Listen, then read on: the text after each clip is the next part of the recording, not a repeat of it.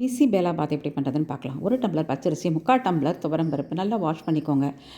ஒரு குக்கர் பாத்திரத்தில் போட்டு 1க்கு 4 தண்ணி ஊற்றி ப்ரெஷர் குக் பண்ணுங்கள். 4-5 விசில் விட்டு குழைவா வேக வச்சுக்கோங்க. புளியை ஊற வச்சுடுவோம். நல்லா கரைச்சி எடுத்து வச்சுக்கோங்க. ஆறின பிறகு ஒரு பொடி ரெடி பண்ணுறோம். அது ரொம்ப முக்கியம். டிஸ்கிரிப்ஷன் பாக்ஸில் கொடுக்குறேன் டீட்டெயில்ஸ்.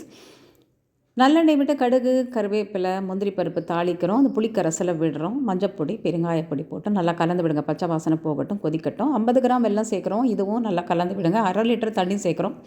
பொடி ரெடி பண்ணிடலாம். இப்போது இது 3 ஸ்பூன் போட்டு கரைச்சி விடுறோம். ஏன்னா லம்ஸ் க்ரியேட் ஆகாமல் இருக்கும். இதில் வெஜிடபிள்ஸ் ஆட் பண்ணோங்கிற அவசியம் இல்லை. பிசிபேலாபாத்க்கு உங்களுக்கு வேணும்னு ஆட் பண்ணிக்கோங்க.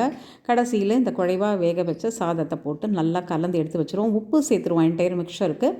இப்போது கொத்தமல்லி தழை, அதுக்கப்புறம் கொஞ்சம் நெய் போட்டு நல்லா மூடிடுங்க. 10 நிமிஷம் லோ ஃப்ளேமில் குக் ஆகட்டும். சூப்பராக செட் ஆகிடும். 10 நிமிஷம் கழித்து ஒரு பாத்திரத்தில் கொட்டினீங்கன்னா கொத்தமல்லி தழை தூவி மறுபடியும் கொஞ்சம் நெய் போடுங்க. சுட சுட பரிமாறிடலாமா?